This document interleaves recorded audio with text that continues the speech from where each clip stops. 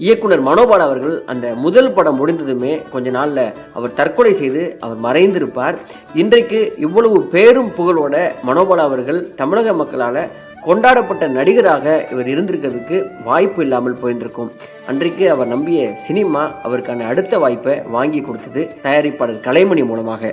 இயக்குனர் மனோபாலா அவருடைய அடுத்த படம் பிள்ளை நிலா. இந்த படம் மனோபாலா அவர்களுக்கு மிகப்பெரிய உயரத்தை கொடுத்தது. இந்த படம் மிகப்பெரிய வணிக ரீதியான வெற்றி படமாக அமைந்தது.